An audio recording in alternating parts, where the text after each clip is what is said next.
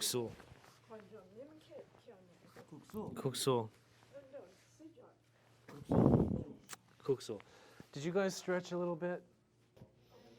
And then face him. And lean forward. Keep his legs straight. So put this here. Keep it straight. Yeah. And then lean forward, probably on your shoulder. Lean forward till he tells you can't go anymore. And take left side fighting position, left side forward. If you're new, copy what everyone else is doing. Left side forward. Switch sides, left side. Yeah. So be totally, that's cool. Totally sideways. Yeah, that's better. That's your position, okay? Don't forget that. Guys, we're going to practice the left side jab. It's so important to jab correctly, though. Don't do this. Don't lurch. Let's take a stomp and punch that way. I want you instead to develop the skill of twisting. Your hand should be projecting out as a factor of your body turning away. In other words, the harder you throw your right shoulder back, the more your left shoulder should go forward. The jab also has a lot to do with your feet. When the left hand projects, the left heel will go up and the right toes will go up. I'm exaggerating, they don't go up this much, but generally you'll feel the weight of your feet shifting that way when you're doing it correctly. I see too much lunging. Instead, it's turning away. So again, as your left hand projects forward, the left heel goes up and the right toes go up. And why does that happen? Because you're turning in place. It's a central axle. That's it. Break yourself of the habit now, at the beginning, of doing that lungy thing. Once that gets into people, it never gets out. It's annoying. Okay. I mean, we have Cam's going to go do a fight, and he still does that. Like it's WWE, you know?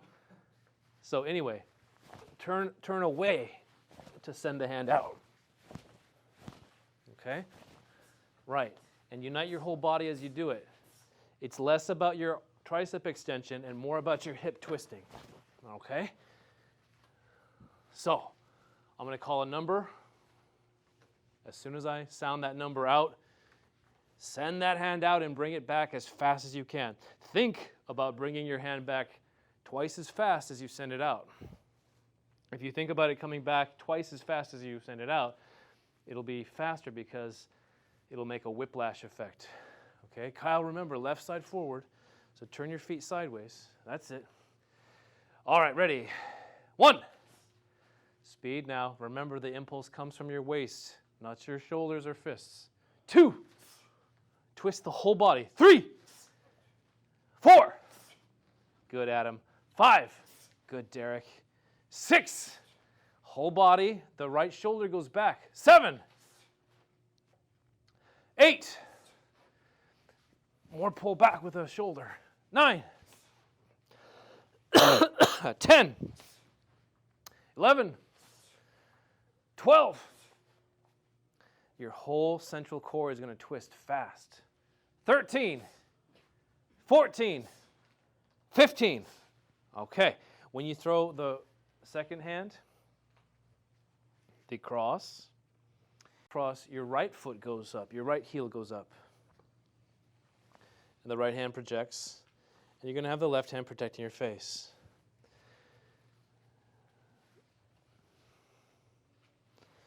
Again, you're turning from the center. You're not lurching. You're not leaning forward to punch. Break yourself of that habit now. The second punch follows quickly on the heels of the first. If the first comes from a projection this way, the second will come from a projection the other way. But notice how you still have equal weight on both feet. It's just the area of the foot that contacts the ground that shifts. The heel goes up and the heel goes up.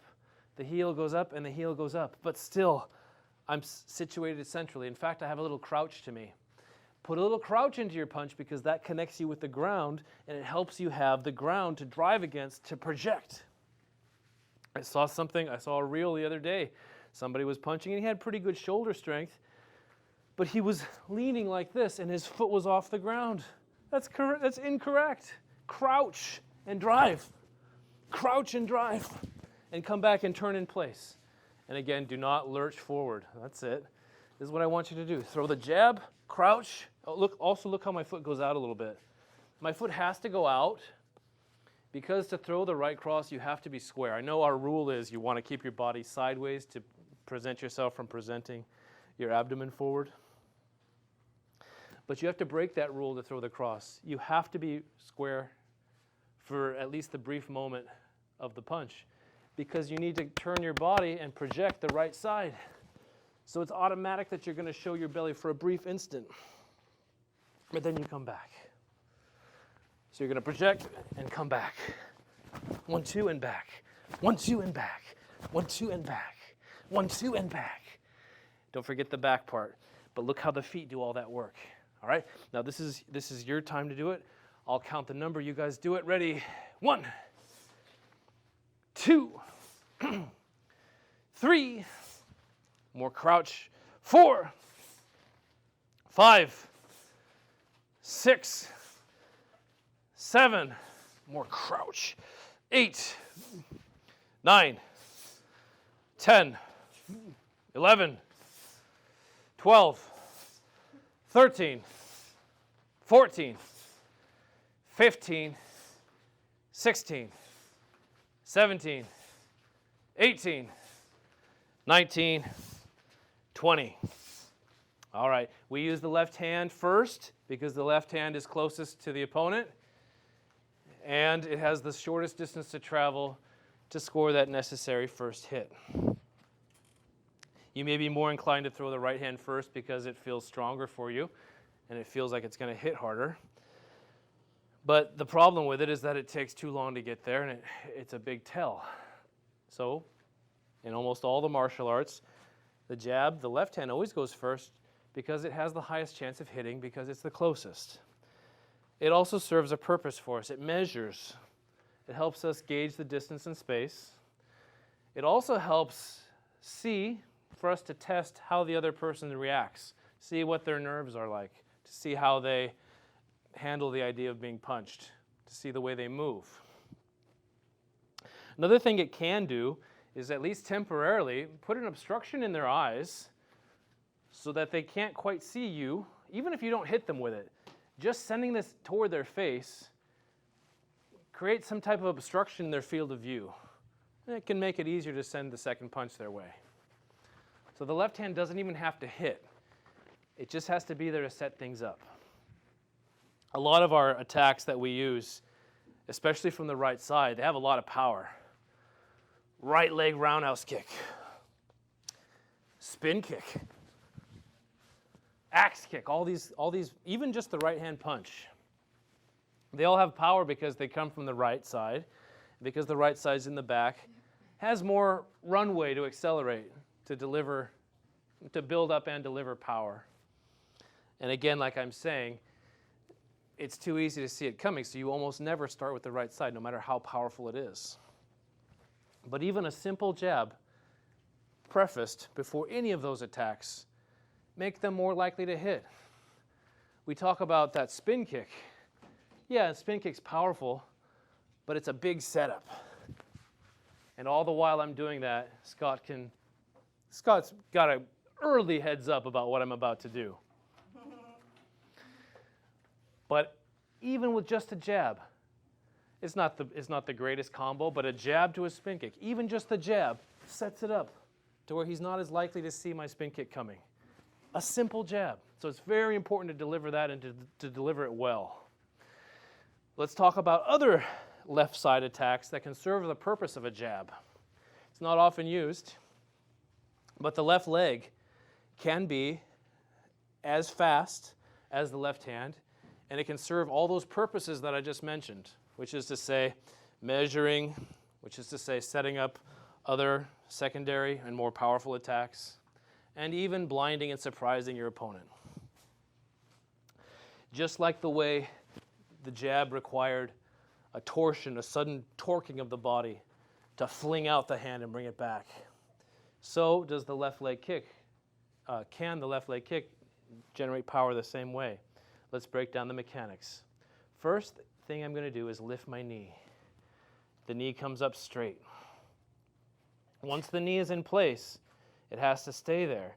You don't want your knee moving around in space. You want your knee exactly where you lifted it to initially. The power in this kick is going to come from the right leg, the one that's still on the ground.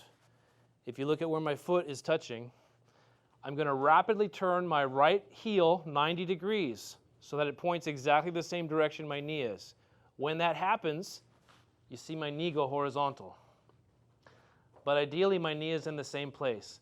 From here, I rotate the hips and extend the leg out. Then retract, and then unwind the whole thing and go back down the way I started. To do the left leg kick that way and use it as a jab requires exact execution of the mechanics I just described.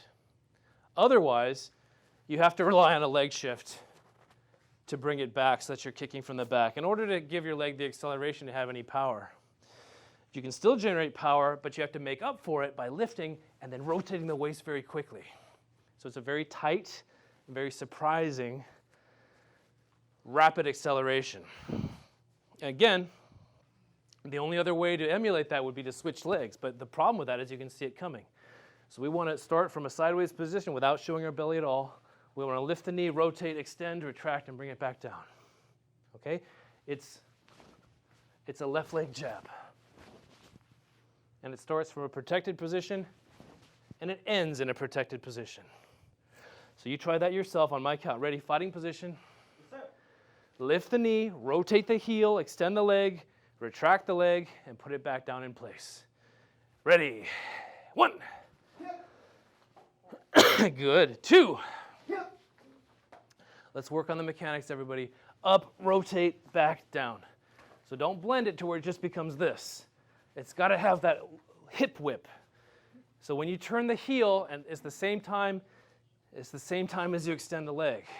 When the heel turns, the leg extends. It's the only way to do it fast and to have any power at that short range. All right, ready? 2. Yep. So knee up, rotate, extend, and back. 3. Yep. Everybody knee first. 4. Yep. 5. Yep. Pay attention to me now. The knee has to go first. It's not just kicking. That won't give you any power. It doesn't give you any protection either. Sideways position. Ready? 6. Yep. 7. Yep. Good. 8. Yep.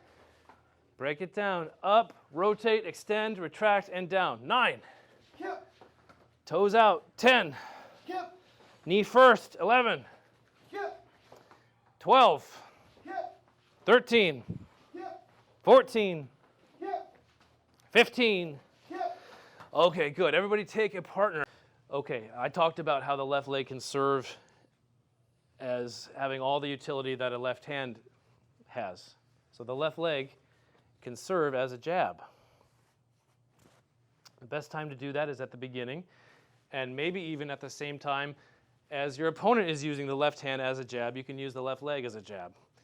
When you do that, you have the greater reach of range. When his left hand comes out to me, yeah, he's not quite reaching me here. He's not quite reaching me here, but I can still reach him here. So you can see the left leg just has a much longer reach. Which is to say that when he uses the left hand, I can actually avoid it too with my head going back. And at the same time as my head goes back, my leg can attack him, right? That's a good response to jabs. In fact, in the initial stage of an engagement, whether it's a fight or whether it's a prize fight, a sport fight, when people are doing that measuring thing, if he measures with his jab, freeze. Just by him sticking his hand out, 2 things have happened that I want you to pay attention to. One, and primarily, and the most important thing, is that merely by lifting his hand and extending it, he's exposed his entire midsection. Ribs, and solar plexus and stomach, and all of that there. If he had not projected his jab, he would not have the same exposure. So by sticking his hand out, he's opening a door for you. I want you with time to be acclimated to the idea of people punching, not as a threat that's going to put you into defense mode, but as an opportunity. I want you to be watching people and to see when they make attacks at you, to realize what opportunities they are. So I want your eyes to be acclimated to seeing windows appear, as opposed to being so fixated on the attack that you need to fixate on covering yourself up, right? Anyway, the other thing is that by extending his hand, he's also given his balance. If he puts any kind of power into this, especially if he does it wrong, like I was saying earlier, where he leans, there's something you can capture, right? If you're into judo, you can receive it and you can go with it. You can take him into a throw. We're going to use the kick today, though. So he's going to send that out there. We're going to outside round block like this, and at the very same time, we're going to send that kick at him. So he punches hard and fast. In fact, we're going to play a little game. Red is going to try to jab me as fast as he can when I say go, and I'm not speaking. And I am going to try to intercept that with a kick, okay? And plus, he's going to be left side forward and not showing his belly. Okay, so when he's ready, he's going to, I'll say go. Let's say go now, anytime. He's going to jab, and I'm going to try to beat him with a punch. Sorry. You're good. So you see how that's getting in there on him. He can't reach. He can't reach before this gets in there.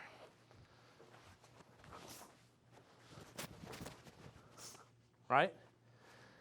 Okay, now with your partner, play the same game. You read the partner. When you see them jabbing, you lean away. There's a matching of energy that happens. As he projects, I fade. As this extends from him, I sit back onto my back leg. Sitting back onto my back leg not only gets me out of the danger zone, but it also primes me for this position that exposes the leg, or it prepares the leg. Does it make sense? Yes, sir. Okay, play that game like maybe 15 times on one side and then 15 times on the other side, okay? Yes, sir. All right. It can serve as a jab when it's done in a fast roundhouse kick with the instep hitting the midsection. You can also use the sole of the foot as a side kick to stop them when they give you the right cross. Yeah, so the thing about a right cross is, by necessity, to throw one, the opponent must turn the body and expose the center. There's no way to throw a proper right cross without exposing the belly. It just has to. If he didn't expose the belly, he'd be throwing it like this across his body and have no power. So any right cross that is thrown with any power, by necessity, will expose the belly. In boxing, there's different solutions, but in any art where there's kicking involved, you can fade the cross, and as you evade it, as you move your head away from the threat of the punch, you still have the sidekick coming up to spare you. Think of it like cavalry running onto footmen with spears. Your leg is the spear.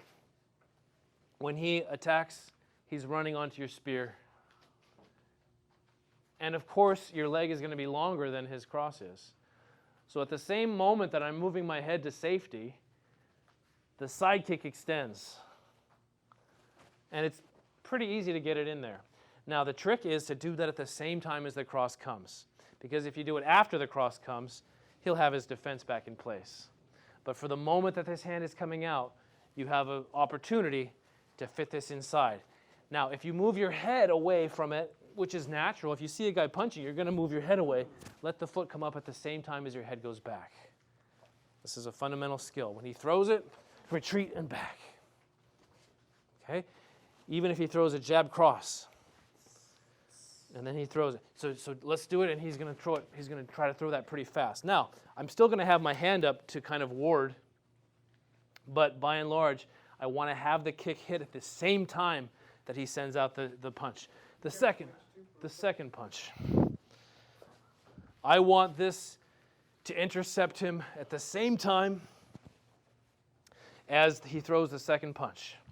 So he's trying to throw a jab cross, and I'm going to lean away from that and fit that right inside. Try to get deep on me, try to make it work, try to make it reach. My hand intercepts the punches, my head evades, and the leg comes up to intercept. Okay, so it's just planting a side kick in the middle of the cross. Does it make sense? Yes, sir. All right, give it a try. When you throw a side kick, so imagine you're stomping the ground. Now stomp sideways. Yes. Good, Red. Thank you, Sensei. Where'd you get sensei from? Remember two. So it's like you're structuring. Remember move around a little in between. So it's not just like a boom, boom, boom, boom. So if I move here, he's doing the technique. I'm punching in. After I go, boom, he hits. I'm gonna move around him more, and then I throw again. Yeah, just break up the rhythm. Yeah. Because then it's just like this. Yeah. Boom, boom, boom. You know what I'm saying? Honestly, what I'm thinking about, see, Harold wasn't hitting me. And when you hit, turn this foot so it's like that. That's right. That's the moment. So it's like a half second. When you throw this, if you're too close. No, this, point that to me. Yeah, keep turning. That. Yes, that would be right. So like this. Yeah, but don't stick your butt out. Have everything in a nice straight line. Yep, all straight in a line. That's right. Pretty good.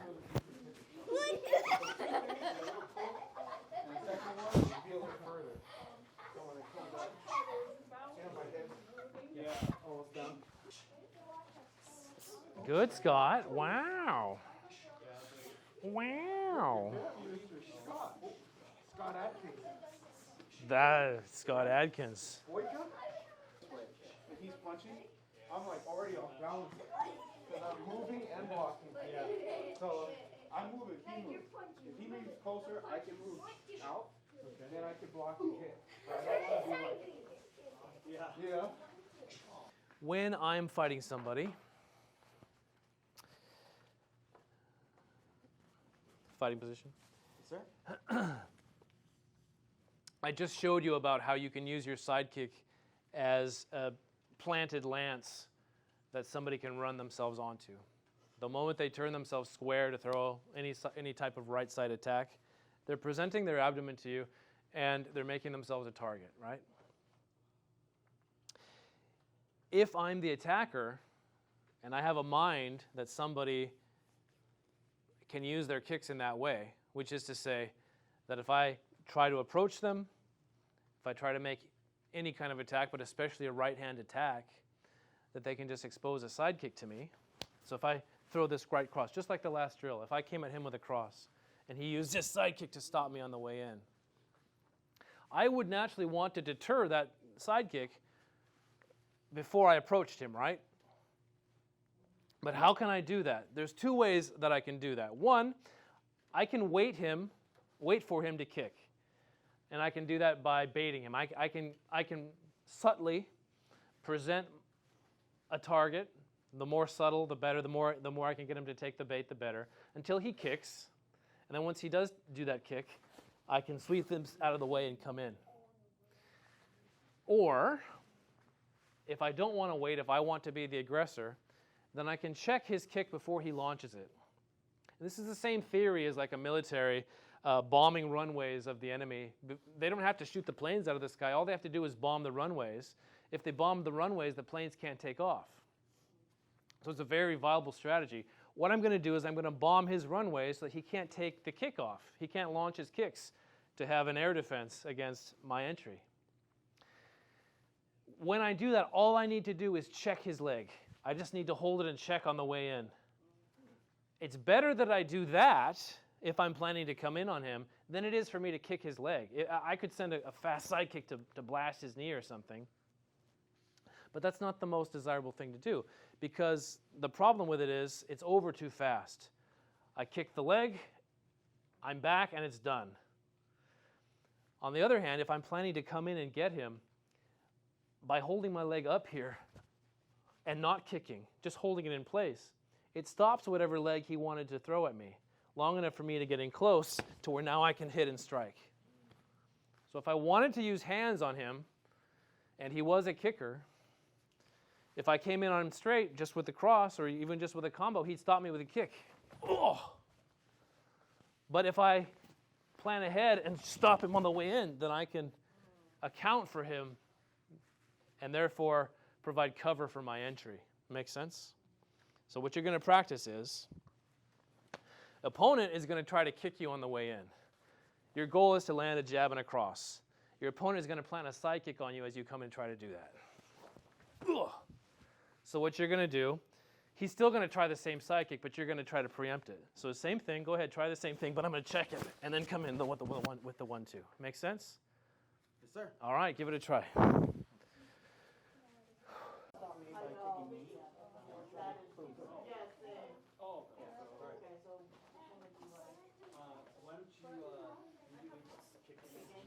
How'd that come out?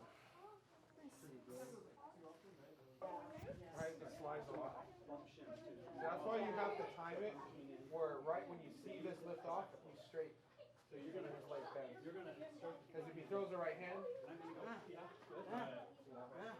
it's just don't do it on the side. It's better. That's better self-defense. But he throws the right hand, it tears his stiff protecting. You want to kind of catch his leg. But and I'm not even doing this. I'm not even like stomping. I'm just straightening. You got to have your weight. Yeah. So I just stand up like this. No, you want to stop the planes from taking off. So you can't take off your planes and then attack. Who's doing it to whom? I'm the kicker. But don't go hitch. Be ready to go. Already have your weight on your back. So here I come. Today we talked about how you can use the left leg as the equivalent to a jab, which is it's something exploratory, it's something surprising, and it's something that's a feint. All of which are the purposes that the left hand usually serves. So the left leg can do the same thing. Thing is, though, if we have somebody who becomes wise to this approach, he knows that I'm using the left leg a lot, and he's always ready to block it because I've given it too much on this left side. What I'm going to do is, while he's really mindful of my left leg, is I'm going to bring it up the back. So I did a hook kick toward his left ear while I made him think that there was something coming to his belly. I brought this around the back. And that's the purpose of a hook kick, is that it flanks them. It hits them back here when they expect everything is going to come over here. He would think that the only thing that can hit him on the right side is a right hook. And if you're back here, he doesn't think there's going to be a right hook, which is why the left hook kick is so good. Okay? So try that. You're gonna come at your opponent, and you're gonna jab, roundhouse kick, jab, and you're gonna get him thinking it's on this side, and then you're gonna bring the hook kick up the back.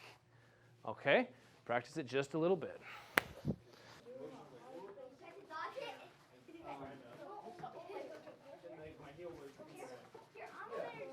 Good, Harold. Yes.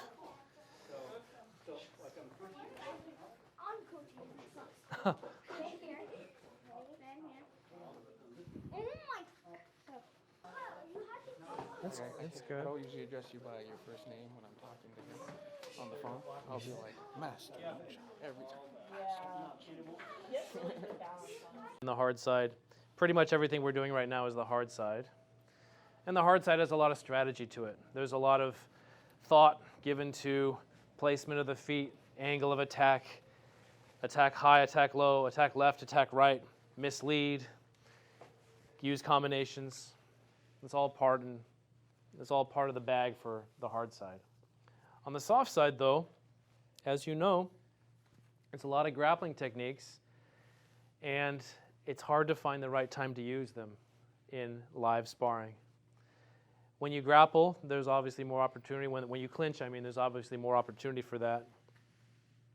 But if you look at our curriculum sets, a block of 10 techniques, say it white belt, say it purple belt. If you take a selection of any of those 10 techniques you're going to see a hodgepodge of different sources. Some of them are pretty obviously judo. The hip throw in white belt in here, that's pretty obviously judo, right? You've got practical things also. You've got pretty obvious jiu-jitsu too. And then you have a rare few techniques that really cause everybody a lot of trouble. And those techniques are impossible to do even in slow practice. And those techniques are Aiki Jiu-jitsu. And what techniques are the Aiki Jiu-jitsu? And I mean the ones that involve the circles like this and so forth, right?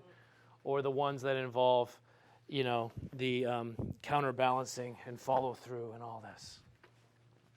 And those can be pretty frustrating to try in live fighting or sparring. Again, because you can't even get them in the static practice, like the S-lock. The S-lock, I can make it work, but when we have beginners try it, I think Harold can do it, but go ahead, give it a try. He's almost got it. He'll probably get it, but my point is it's not reliable for him. It's not a go-to yet, is it? Aiki Jiu-jitsu was meant as the higher level of Jiu-jitsu. You had a Jiu-jitsu black belt first, and then he went and he did Aiki Jiu-jitsu. Aiki Jiu-jitsu was a refinement of Jiu-jitsu. It's when your Jiu-jitsu was so good that now you're ready to try Aiki, uniting it with Ki, where your movement is so perfect and circular and fluid that you can do more than just a lock. That's a long-term goal, to be able to do Aiki. The Aiki Jiu-jitsu techniques within those curricula is a long-term goal. But you have a lot of stuff to work on all the way. You have the kickboxy stuff that you can learn pretty quick, only takes a couple of years. You have the normal jiu-jitsu, which only takes about 5 to 10 years. And then you have the Aiki jiu-jitsu, which is a 20, 30-year project, right? But those things are sprinkled in for you, so you have stuff to chew on. You have the slow-dissolving tablets. You have the quick snacks, and then you have the slow-burn carbs. I hope you get what I'm talking about. It's all mixed up in there for you. But let's talk about one way that we can actually find some Aiki within live sparring, even in the beginning. My opponent is going to throw a jab.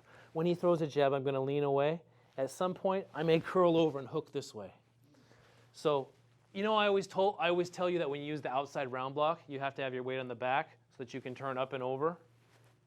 This is breaking that rule. But it's okay that I'm breaking that rule because I'm going to move and lean my weight past him to the right away. So as he jabs, I am putting my weight down, but I'm rolling over first and then hugging down to here like this. You see how I've moved my head over here? And nonetheless, I've trapped his hand. Let's say he jabbed and I caught it right here. And it's like this. From here, I can right away cross and hit his face. If he were to hit my face, which he can do, go ahead, he can. I can intercept that. As he starts to throw that, I can still turn this way. You see how I have a little bit of leverage on his arm. So the moment I get this, he may try to throw. It is a jab and a cross. He may throw the cross. I can still control it with this. See how the moment he starts to turn, just this? Now, what technique is this? What is that related to?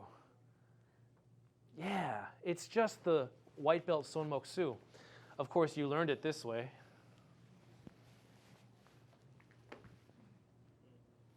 But that principle exists in this. Well, it's the punch. The principle exists in this. Look, here it is. It's right there. Even without that step, when he punches me, it's in this. See that? So here's the technique. He jabs. You circle over, you lock here. From here, you can sit here, you can knee, or you can follow through. But it's pretty practical, pretty handy to do. Now, obviously from fighting position, even if he doesn't punch, you can always clap down like this. This descends, it tends to snag at the natural flare of his wrist. So just sliding down like this, it's pretty easy to kind of catch hands this way.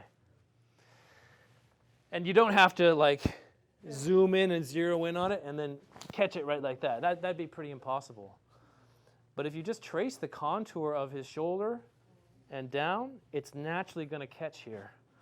So even in the midst of fighting, you could be and then here you can there. It's pretty easy to catch this, and from here you can do the same thing. But what you're going to have to do is pull down first, because the moment you hold this, he's going to hit you with that, right?